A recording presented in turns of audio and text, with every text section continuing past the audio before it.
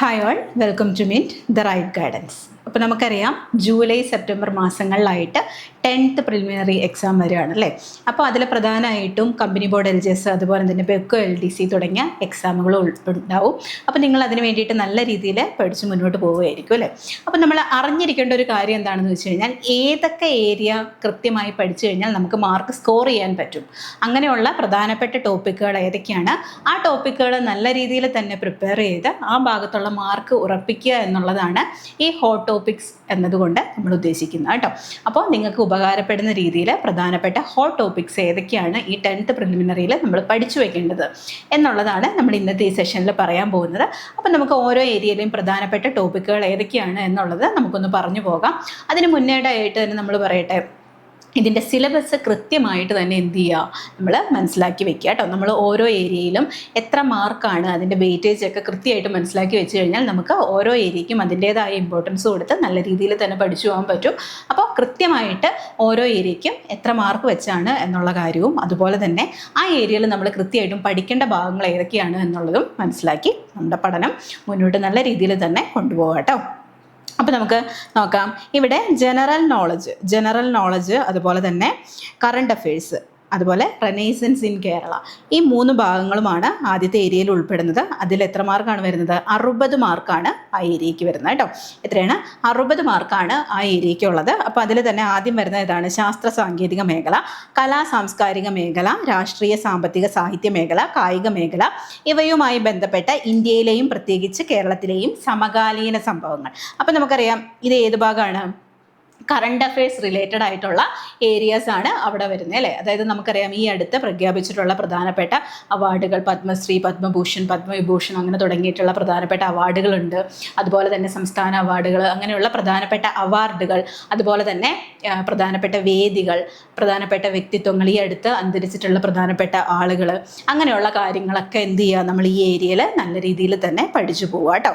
അപ്പോൾ ശാസ്ത്ര സാങ്കേതിക മേഖല, കലാ സാംസ്കാരിക മേഖല, രാഷ്ട്രീയ സാമ്പത്തിക സാഹിത്യ മേഖല, ഇവയുമായി ബന്ധപ്പെട്ടിട്ടുള്ള പ്രധാനപ്പെട്ട സംഭവങ്ങൾ, അതായത് കറണ്ട് അഫയേഴ്സ് റിലേറ്റഡ് ആയിട്ട് പഠിക്കുക എന്നുള്ളതാണ്. അപ്പോൾ നമ്മൾ ഇവിടെ പഠിക്കുമ്പോൾ നമ്മൾ ഒന്നുകൂടെ പറയുന്നു, നമ്മളിവിടെ പ്രധാനപ്പെട്ട വ്യക്തികൾ, അതുപോലെ തന്നെ വേദികൾ, അവാർഡുകൾ, ഇതൊക്കെ വളരെ ഇമ്പോർട്ടൻ്റ് ആണ്, കൃത്യമായിട്ട് തന്നെ പഠിച്ചു പോവുക കേട്ടോ. അതുപോലെ രണ്ടാമത്തെ ഭാഗമാണ് ഇന്ത്യയുടെ ഭൂമിശാസ്ത്രപരമായ സവിശേഷതകൾ, അതിർത്തികളും അതിരുകളും, ഊർജ്ജ മേഖലയിലെയും ഗതാഗത വാർത്താവിനിമയ മേഖലയിലെയും പുരോഗതി, പ്രധാന വ്യവസായങ്ങൾ എന്നിവയെ സംബന്ധിച്ചുള്ള പ്രാഥമിക അറിവ് എന്നതാണ് രണ്ടാമത്തെ ഭാഗം വരുന്നത്. നമുക്കറിയാം ഇന്ത്യൻ ജോഗ്രഫിയാണ് ഈ ഏരിയയിൽ വരുന്ന കാര്യം. അതിൽ നമ്മൾ കൃത്യമായിട്ടും പഠിക്കേണ്ട ഭാഗങ്ങൾ എന്ന് പറഞ്ഞു കഴിഞ്ഞാൽ ഇന്ത്യയിലെ ഓരോ സംസ്ഥാനങ്ങളെക്കുറിച്ചും നമ്മൾ കൃത്യമായിട്ട് പഠിക്കണം. അത് നമുക്ക് ഇനി ഓരോ സംസ്ഥാനങ്ങൾ എടുത്ത് പഠിക്കുന്നതിനേക്കാൾ ഉപരിയായിട്ട് ആ ഏരിയയിൽ കോമൺ ആയിട്ട് വരുന്ന നാഷണൽ പാർക്ക്, അതുപോലെ തന്നെ നദികൾ, അങ്ങനെയുള്ള കാര്യങ്ങളൊക്കെ, ഇന്ത്യയുടെ പ്രധാനപ്പെട്ട നദികൾ, അതുപോലെ തന്നെ ഭൂപ്രദേശങ്ങൾ, ഭൂസവിശേഷതകളൊക്കെ ഉണ്ടല്ലോ, അതൊക്കെ നമ്മൾ കൃത്യമായിട്ട് തന്നെ പഠിക്കുക കേട്ടോ. അതുപോലെ ഗതാഗത വാർത്താവിനിമയ മേഖലയിലെ പുരോഗതി, പ്രധാന വ്യവസായങ്ങൾ സംബന്ധിച്ച പ്രാഥമിക അറിവ്. അപ്പോൾ ഈ ഏരിയയിൽ നമ്മൾ പഠിക്കേണ്ട പ്രധാനപ്പെട്ട കാര്യങ്ങൾ എന്ന് പറഞ്ഞാൽ ഭൂമി ശാസ്ത്രപരമായ സവിശേഷതകൾ, അത് നമ്മൾ കൃത്യമായിട്ട് പഠിച്ചു വയ്ക്കുക. അതുപോലെ തന്നെ അതിർത്തികൾ പഠിച്ചു വയ്ക്കുക. അതുപോലെ നദികൾ, ദേശീയോദ്യാനം, അതൊക്കെ എന്ത് ചെയ്യുക, കൃത്യമായിട്ട് തന്നെ പഠിച്ചു വയ്ക്കുക കേട്ടോ. ഇന്ത്യയുടെ സ്വാതന്ത്ര്യവുമായി ബന്ധപ്പെട്ട രാഷ്ട്രീയവും സാമൂഹികവും സാംസ്കാരികവുമായി ബന്ധപ്പെട്ട മുന്നേറ്റങ്ങൾ, ദേശീയ പ്രസ്ഥാനങ്ങൾ, സ്വാതന്ത്ര്യാനന്തര ഇന്ത്യ നേരിട്ട പ്രധാന വെല്ലുവിളികൾ, ഇതിനും എത്ര മാർക്കാണ്? 10 മാർക്കാണ് വരുന്നത്. ഇവിടെ ഇന്ത്യൻ സ്വാതന്ത്ര്യവുമായി ബന്ധപ്പെട്ട് കേരളത്തിൽ ഉണ്ടായിട്ടുള്ള പ്രധാനപ്പെട്ട ദേശീയ പ്രസ്ഥാനങ്ങൾ കൃത്യമായിട്ട് പഠിച്ചു പോവുക കേട്ടോ. നമുക്കറിയാം ഇവിടെ ഒരുപാട് ദേശീയ പ്രസ്ഥാനങ്ങളും ദേശീയ പ്രക്ഷോഭങ്ങളൊക്കെ നടന്നിട്ടുണ്ട്. സാമൂഹികവും സാംസ്കാരികവുമായിട്ടുള്ള മുന്നേറ്റങ്ങൾ, അതൊക്കെ നമ്മൾ കൃത്യമായിട്ട് പഠിക്കുക. മൊറാഴ സമരം, അതുപോലെ കരിവള്ളൂർ സമരം, അങ്ങനെയുള്ള കുറേ കാര്യങ്ങൾ, പ്രക്ഷോഭങ്ങൾ, അതുപോലെ ദേശീയ പ്രസ്ഥാനങ്ങളുണ്ട്. അതായത് നമുക്കറിയാം നിവർത്തന പ്രക്ഷോഭം, അങ്ങനെയുള്ള കാര്യങ്ങളൊക്കെ നടന്നിട്ടുണ്ട്. അതൊക്കെ നമ്മൾ എന്ത് ചെയ്യുക, കുറച്ച് ഇമ്പോർട്ടൻസ് കൊടുത്ത് തന്നെ പഠിക്കുക കേട്ടോ.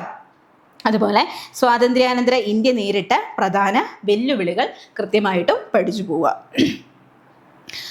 പിന്നെ വരുന്നതാണ് ഒരു പൗരൻ്റെ അവകാശങ്ങളും കടമകളും, ഇന്ത്യയുടെ ദേശീയ ചിഹ്നങ്ങൾ, ദേശീയ പതാക, ദേശീയ ഗീതം, ദേശീയ ഗാനം തുടങ്ങിയ അടിസ്ഥാന വിവരങ്ങളും, മനുഷ്യാവകാശ കമ്മീഷൻ, വിവരാവകാശ കമ്മീഷനുകൾ എന്നിവയെ സംബന്ധിച്ച അറിവുകളും. ഇവിടെ കൃത്യമായിട്ട് പറഞ്ഞിട്ടുണ്ട് വിവരാവകാശ കമ്മീഷൻ, മനുഷ്യാവകാശ കമ്മീഷനൊക്കെ കൃത്യമായിട്ട് തന്നെ പഠിക്കുക.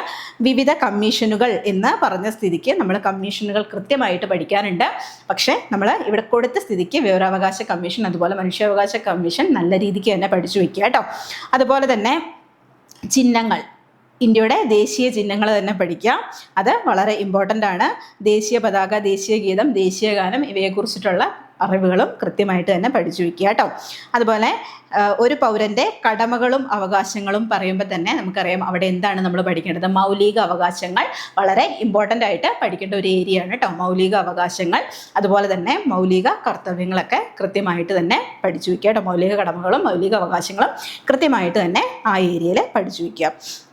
അതുപോലെ കേരളത്തിൻ്റെ അടിസ്ഥാന വിവരങ്ങൾ, നദികളും കായലുകളും, വിവിധ വൈദ്യുത പദ്ധതികൾ, വന്യജീവി സങ്കേതങ്ങളും ദേശീയോദ്യാനങ്ങളും, മത്സ്യബന്ധനം, കായിക രംഗം തുടങ്ങിയവയെക്കുറിച്ചുള്ള അറിവ്. ഇവിടെ നമ്മൾ പ്രധാനമായിട്ടും പഠിക്കേണ്ടത് കേരളത്തിൻ്റെ ഭൂമിശാസ്ത്രമാണ്. 10 മാർക്കാണ് ഇവിടെയും വരുന്നത്. എന്താണ് നമ്മൾ പഠിക്കേണ്ടത്? പ്രധാനമായിട്ടും പഠിക്കേണ്ട ടോപ്പിക് എന്ന് പറഞ്ഞു കഴിഞ്ഞാൽ കേരളത്തിൻ്റെ നദികൾ, അതുപോലെ വന്യജീവി സങ്കേതങ്ങൾ, ദേശീയോദ്യാനങ്ങൾ, ഇതൊക്കെ ഇവിടുത്തെ പ്രധാനപ്പെട്ട ടോപ്പിക്കുകളാണ് എന്നറിഞ്ഞു വെക്കുക. കൃത്യമായിട്ട് തന്നെ പഠിക്കുക കേട്ടോ. നദികളും കായലുകളും വന്യജീവി സങ്കേതങ്ങളും ദേശീയോദ്യാനങ്ങളും ഒക്കെ വളരെ ഇമ്പോർട്ടൻ്റ് ആയിട്ടുള്ള കാര്യമാണ്. അതുപോലെ കേരളത്തിൻ്റെ അടിസ്ഥാന വിവരങ്ങൾ എന്ന് പറയുമ്പോൾ ഓരോ ജില്ലയിലെയും പ്രധാനപ്പെട്ട കാര്യങ്ങളൊക്കെ കൃത്യമായിട്ട് തന്നെ പഠിച്ചു പോവുക കേട്ടോ.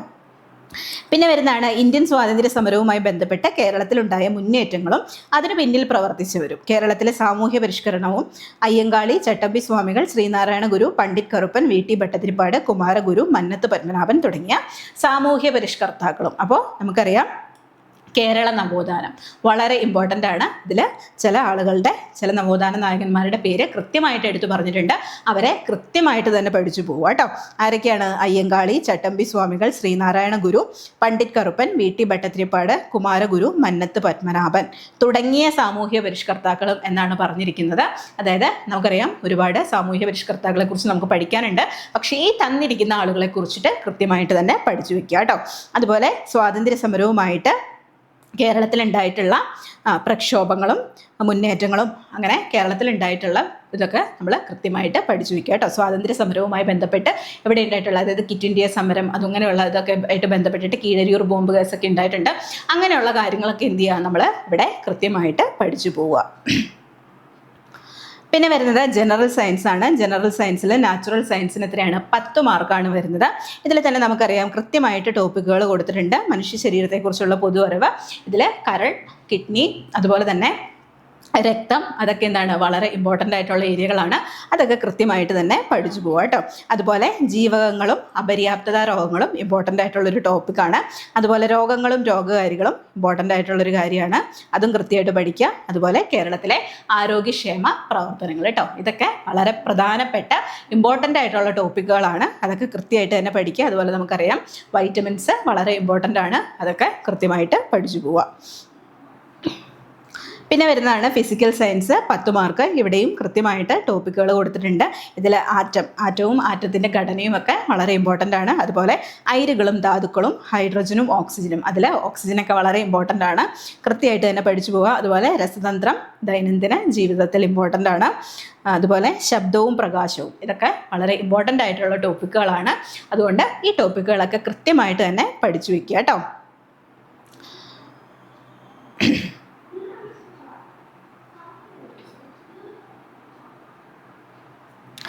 ഇവിടെ വരുന്നതാണ് പ്രവൃത്തിയും ഊർജ്ജവും. ഇതൊക്കെ വളരെ ഇമ്പോർട്ടൻ്റ് ആയിട്ടുള്ളതാണ്. അതും പഠിച്ചു വയ്ക്കുക. അതുപോലെ താപവും ഊഷ്മാവും, ഫിസിക്സിൻ്റെ ഭാഗത്തും അതുപോലെ സയൻസിൻ്റെ ഭാഗത്തുള്ള ഭാഗങ്ങളൊക്കെ പഠിക്കുമ്പോൾ കൃത്യമായിട്ട് 5 മുതൽ 10 വരെയുള്ള സയൻസ് ടെക്സ്റ്റ് ബുക്കുകൾ, SCERT ടെക്സ്റ്റ് ബുക്കുകൾ ഉൾപ്പെടുത്തിക്കൊണ്ട് തന്നെ പഠിക്കുക കേട്ടോ. നമുക്ക് ഈ പ്രിലിമിനറി എക്സാമിന് വരുന്ന ടോപ്പിക്കുകളൊക്കെ കൂടുതലും ഇതാണ്. നമ്മൾ SCERT ടെക്സ്റ്റ് ബുക്ക് വെച്ച് തന്നെ പഠിച്ചു കഴിഞ്ഞാൽ നമുക്ക് സ്കോർ ചെയ്യാൻ പറ്റുന്ന ഏരിയകളാണ്. അപ്പോൾ ഈ ഓരോ ഭാഗങ്ങളും വരുന്ന പാഠഭാഗങ്ങൾ ഏതൊക്കെയാണെന്ന് മനസ്സിലാക്കി തന്നെ എന്ത് ചെയ്യുക, നമ്മൾ നല്ല രീതിയിൽ പ്രിപ്പറേഷൻ ആരംഭിക്കുക കേട്ടോ. അല്ലെങ്കിൽ നല്ല രീതിയിൽ പ്രിപ്പയർ ചെയ്യുക. അടുത്താണ് ലഘുഗണിതം. എത്ര മാർക്കാണ്? സിമ്പിൾ അരിത്തമെറ്റിക് ആൻഡ് മെൻ്റൽ എബിലിറ്റിക്ക് 20 മാർക്കാണ്. അതിൽ ലഘുഗണിതത്തിന് 10 മാർക്കാണ്. ഇവിടെ കൃത്യമായിട്ട് 8 ടോപ്പിക്കുകൾ കൊടുത്തിട്ടുണ്ട്.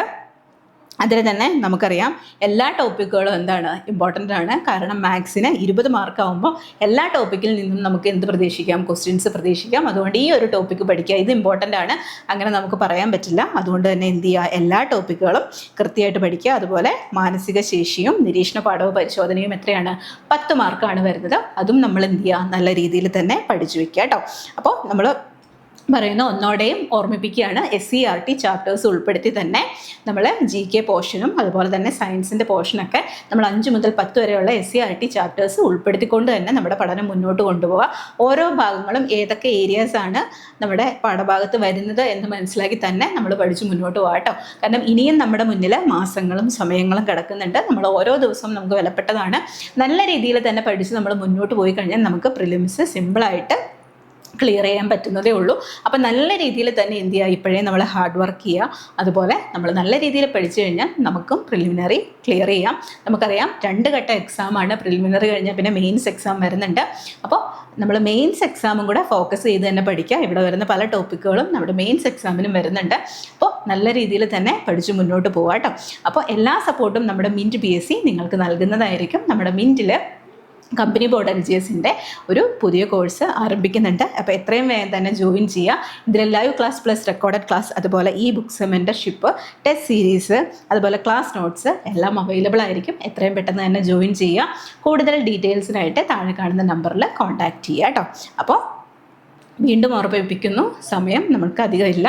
നല്ല രീതിയിൽ പഠിച്ച് മുന്നോട്ട് പോയി കഴിഞ്ഞാൽ നമുക്ക് സിമ്പിളായിട്ട് നമ്മുടെ പ്രിലിമിനറി എക്സാം ക്രാക്ക് ചെയ്യാവുന്നുള്ളൂ. അപ്പോൾ ഓരോ ദിവസവും വിലപ്പെട്ടതാണ്. നല്ല രീതിയിൽ തന്നെ പഠിച്ച് മുന്നോട്ട് പോകാം കേട്ടോ. അപ്പോൾ നമുക്ക് മറ്റൊരു സെഷനുമായിട്ട് വീണ്ടും കാണാം. Thank you.